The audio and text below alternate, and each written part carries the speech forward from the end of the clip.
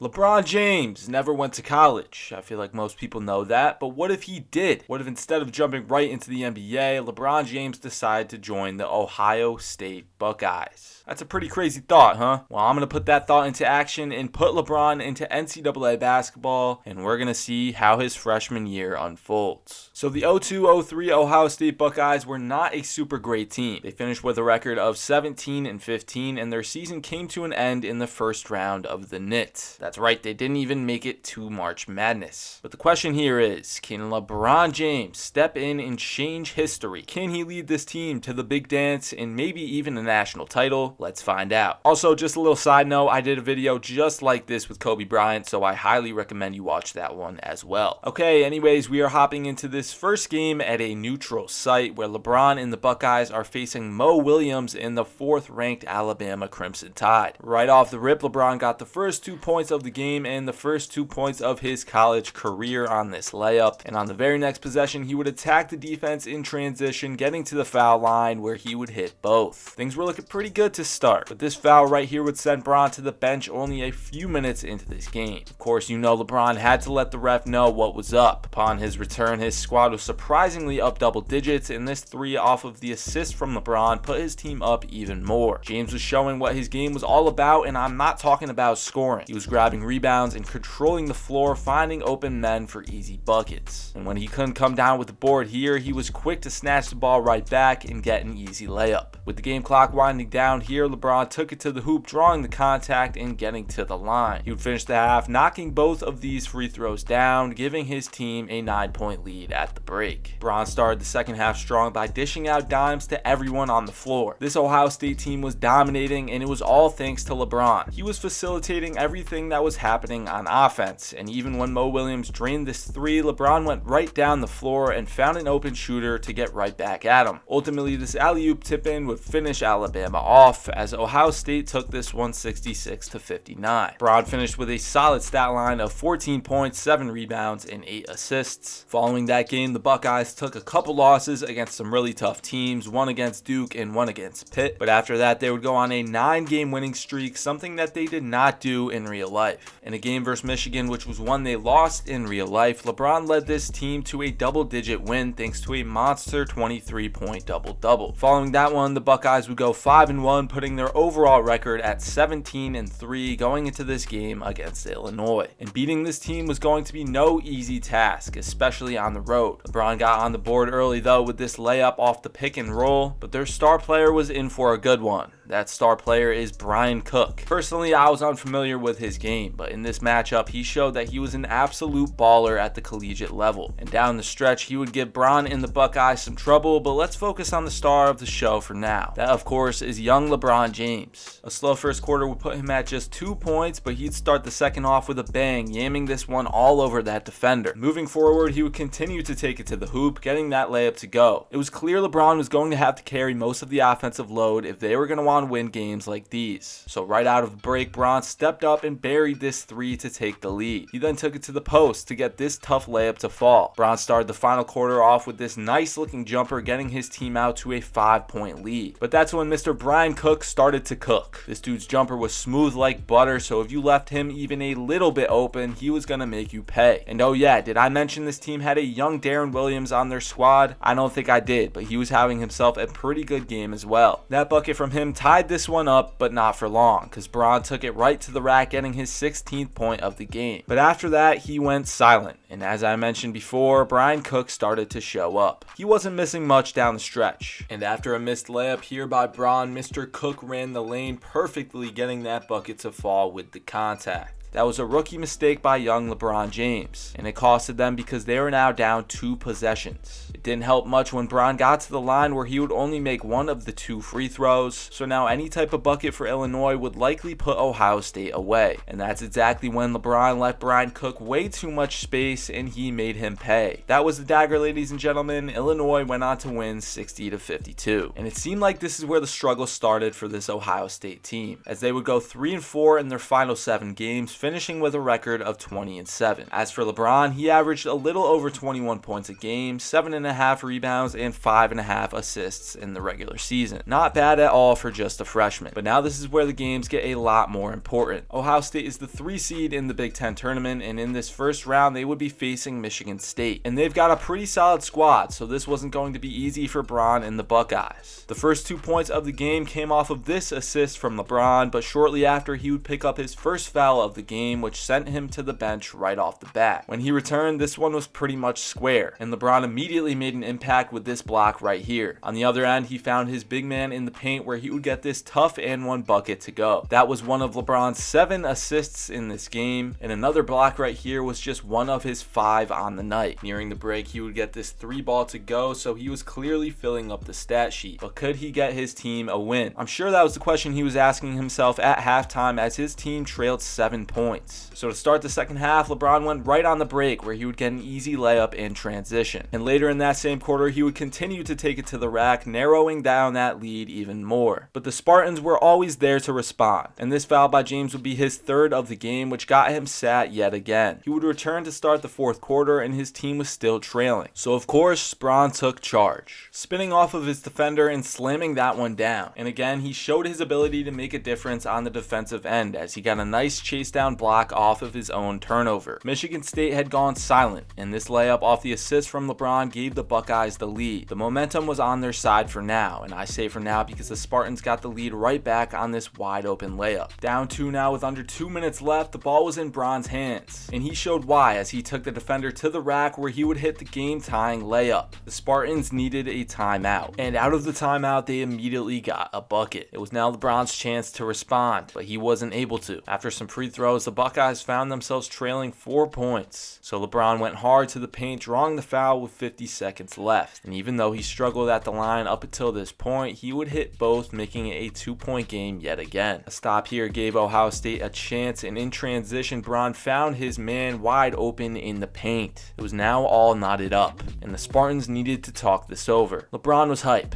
but something was about to happen that would shock this team. Coming out of the timeout, the ball went right to their point guard, and with the game clock winding down, he just sat there dribbling at the top of the arc. And finally, with 2 seconds left, he pulled up from deep and drained the game-winning 3 right in Ohio State's mouth. LeBron and the Buckeyes were sent packing in the Big Ten tournament just like that. But luckily, thanks to a solid regular season, this team wasn't done yet. They would grab a 5 seed in the tournament and would face a 12 seed Weber State in the first round. This is where LeBron and the Buckeyes couldn't afford to make any more mistakes. One loss and their season was all over. So going into this first round game, LeBron had a plan to carry most of the offensive load, and he did exactly that.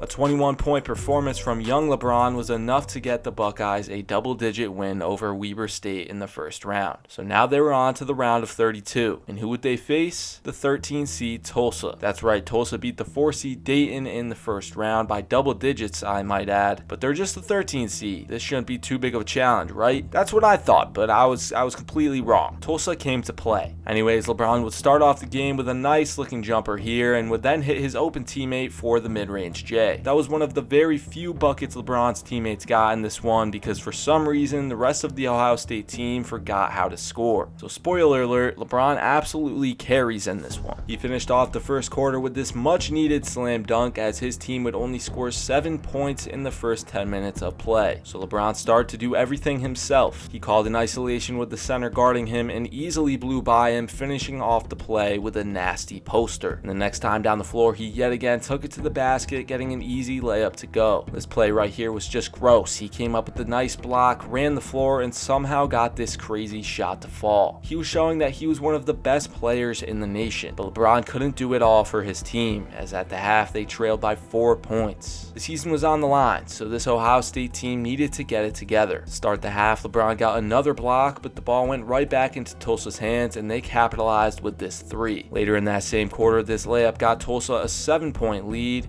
and Ohio State really needed to respond, so LeBron did with this layup. But on defense, no one seemed to be able to get rebounds, and it costed them. Plays like that made it tough for the Buckeyes to get back into this game. They really needed a spark, so LeBron did what he did best and finished this alley-oop with a nice looking slam dunk. But again, Tulsa was able to respond, and at one point they led by 9, which was the biggest lead of the game so far. It was clear now that LeBron needed to take over, so that is what he did.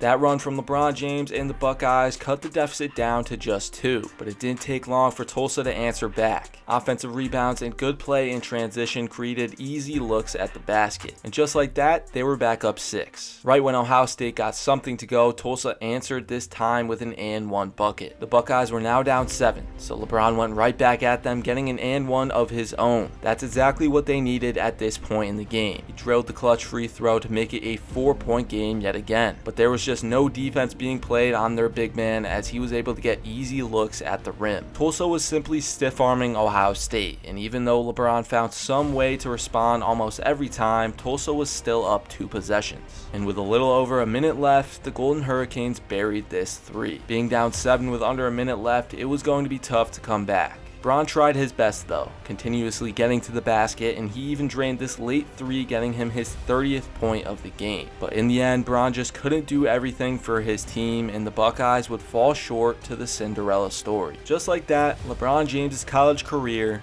was over. But the good thing is, now you don't have to wonder what would happen if LeBron James went to college.